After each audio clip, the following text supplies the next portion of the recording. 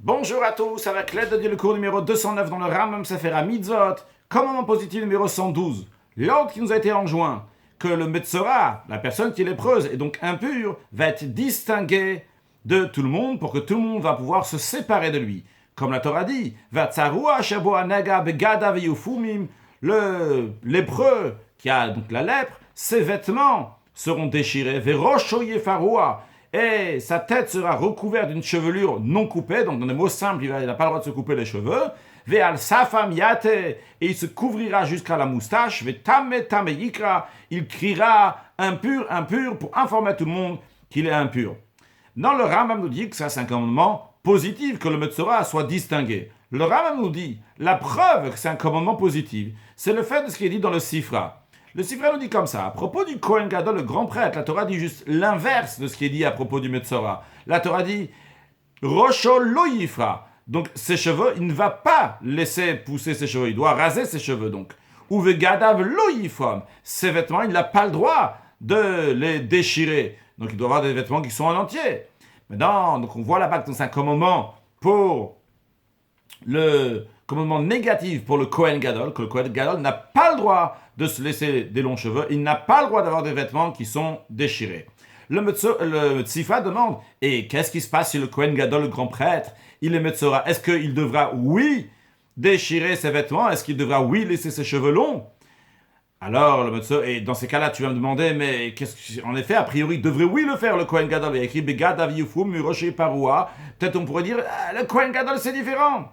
Le verset dit, le Tsaroua, Bo Anega, le Metzora qui a la lèpre. On vient de rajouter celui qui a la lèpre pour nous dire, quoi qu'il arrive, que ce soit quelqu'un d'ordinaire ou le grand prêtre, eh bien, tous les Metzoraim, tous les lépreux doivent avoir les cheveux, donc laisser leurs cheveux pousser et avoir les vêtements déchirés. Donc, ce qui inclut même le Kohen Gadol, que bien que lui, il a un interdit de se laisser les cheveux longs et d'avoir des vêtements déchirés, quand même, ici, les Metzora, il devrait avoir les cheveux longs et les vêtements déchirés. Le Rambam nous dit, réfléchissons. Nous avons une règle, qu'à chaque fois qu'il y a un commandement positif et un commandement négatif, alors si tu peux faire les deux en même temps, aussi bien le commandement positif et négatif, tant mieux. Mais si ce n'est pas le cas, eh bien le commandement positif va repousser le commandement négatif.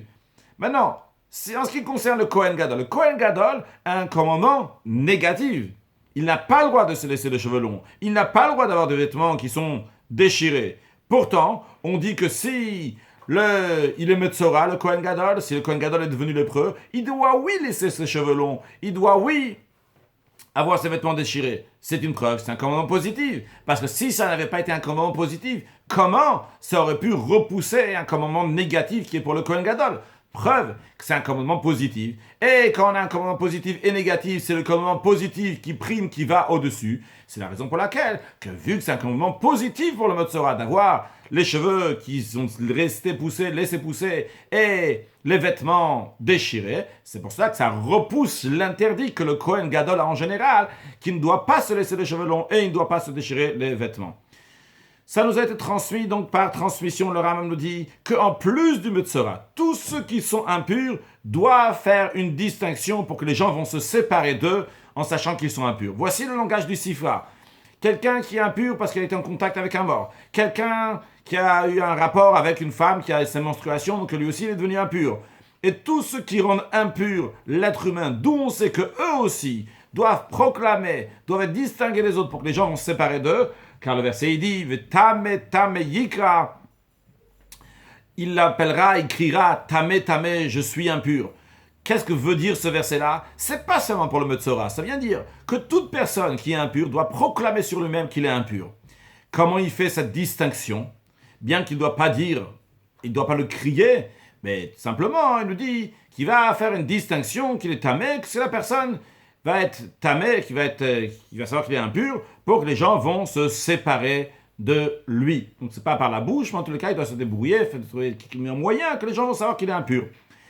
Cette distinction du Metzora donc il est Porea ou Porem, qui doit se laisser les cheveux longs et déchirer ses vêtements, ce n'est pas une obligation pour les femmes, comme la Torah dit, Aish Porea ou Porem, Ve'en Aisha Porem et Porem. C'est uniquement les hommes qui, quand ils sont Metzora, ils déchirent leurs vêtements et ils ont les cheveux longs.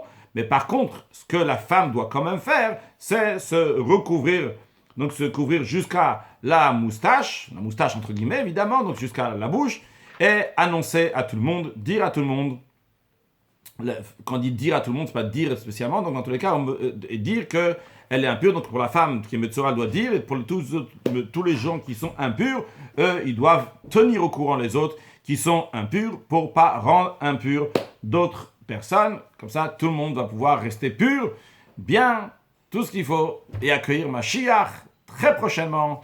Une excellente journée.